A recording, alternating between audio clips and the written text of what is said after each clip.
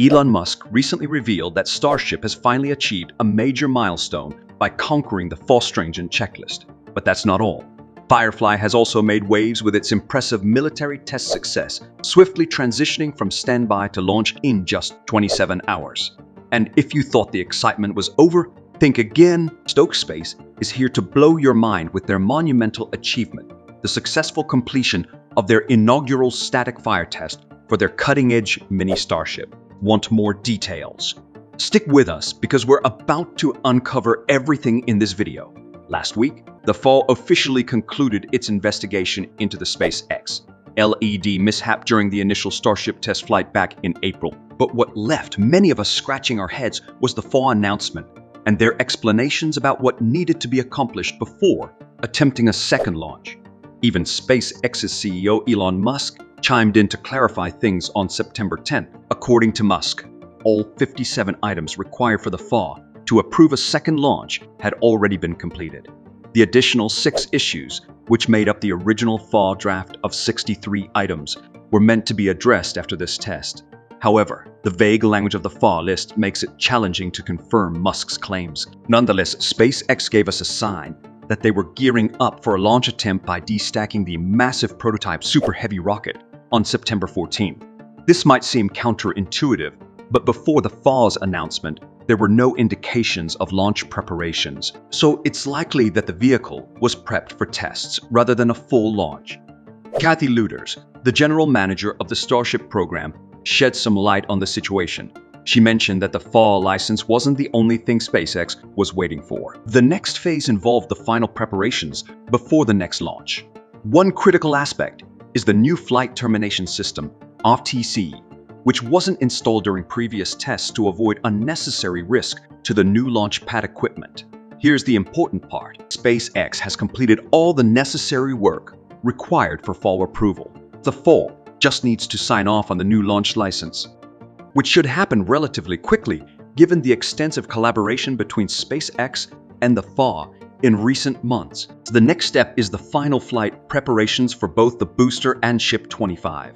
This includes installing the FTS, rechecking seals, and conducting a thorough flight inspection. While SpaceX crews are known for their efficiency, this work could take over a week, pushing the next test into October. Barring any unexpected issues, it's unlikely the test flight will be delayed beyond October. SpaceX will notify the Coast Guard and local authorities in advance, so vigilant launch watchers keeping an eye on road closure warnings and notices to mariners will likely provide early indicators of the imminent test flight. On September 13th, the United States Space Force issued a launch order to Vandenberg Space Force Base, setting in motion an extraordinary test for Firefly Aerospace, a small launch service provider. In a remarkable display of efficiency, engineers at Firefly Aerospace managed to complete a full satellite launch process in just 27 hours. To put this into perspective, such a process typically takes weeks or even months to accomplish. This astonishing feat was part of a test called Victus Nox, initiated by the Space Force to assess how quickly a military satellite could be placed into low Earth orbit if the need arose. 2 companies were chosen to participate in this challenging test: Firefly Aerospace and Millennium Space Systems, a small satellite company based in California. Here's how it was planned. Both teams were placed on a hot standby phase for 6 months. During this time, they had to keep their equipment ready for launch at a moment's notice. When the launch order came from Space Force Command, it started a 60-hour countdown. Millennium Space Systems was the first to respond. They completed final checks, loaded their satellite onto a truck, and transported it nearly 3 hours down the California coast to Vandenberg.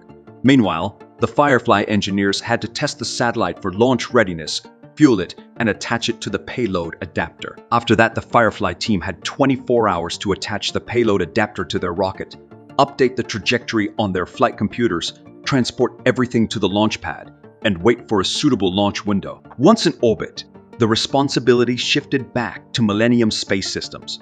They had 48 hours to activate the satellite and ensure it was in the correct orbit before beginning operations.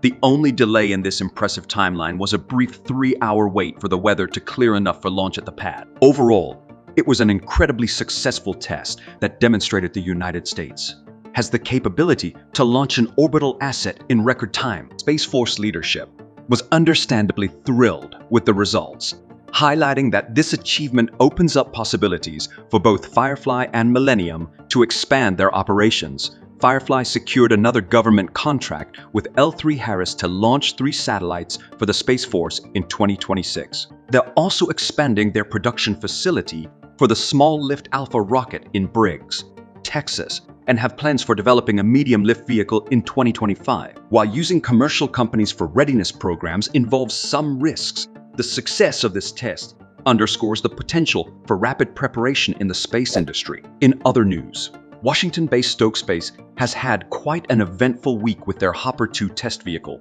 signaling a new chapter in the evolving landscape of space exploration.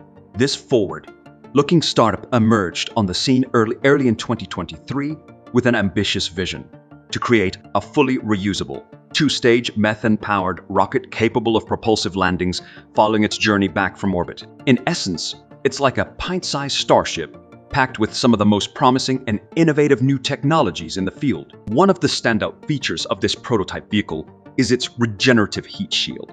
This groundbreaking technology not only enhances thermal protection, but also, perhaps even more impressively, leverages re-entry heat to power the second stage's fuel pumps. On September 14th, Stoke Space's dedicated team set up their latest upper stage simulator on a test stand and conducted a series of static fire tests. While the prototype may appear somewhat rough and unpolished, it's crucial to remember that these are still the early days of refining their groundbreaking tech. The primary objective of this test was to put their thruster systems to the test, a critical aspect in realizing their vision of a completely reusable rocket. The second stage, being tested with their Hopper prototypes, is engineered for powered landings, boasting a suite of sophisticated avionics and reaction control systems. The Hopper itself serves as a fascinating precursor to the final upper stage vehicle. Stoke Space's propulsion system for this stage is characterized by a ring of methane-fueled engines. While individually less powerful than their conventional counterparts, these engines offer enhanced protection under the vehicle's cowling and can work together seamlessly, providing finer control over the vehicle's flight profile.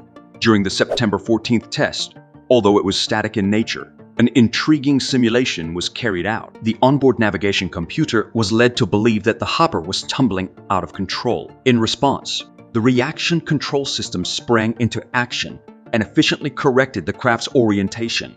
This test proved to be a resounding success, affirming that Stoke Space's software and hardware components perform precisely as intended. What's particularly noteworthy is their clever strategy of simulating the Hopper's movement to evaluate automatic stabilization, demonstrating their innovative approach to problem solving. Following this significant milestone, Stoke Space went a step further with a real hop test on September 17th.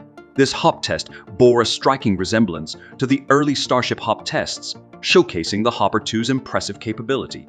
Its smaller methane engines came into play, allowing it to maneuver without relying on reaction control thrusters. This design feature contributes to precise control during descent, a vital aspect for achieving a safe and accurate touchdown. Stoke Space's recent achievements have sparked considerable excitement within the space industry and among enthusiasts. Their innovative ideas, combined with the foundational technology they have already developed for fully reusable rockets with exceptional control, signify remarkable potential. With the right funding, support, and continued dedication, this company could play a pivotal role in reshaping the future of space exploration, offering more sustainable and efficient ways to reach the stars. So, what are your thoughts about SpaceX's new competition on the horizon? Share with us in the comments below. And if you enjoyed this video, show us some love by hitting that like button and leaving a comment down below. Also, if you're a fan of all things technology, be sure to check out this other video we've got lined up for you. It's packed with all the latest news, tips, and tricks to keep you ahead of the curve.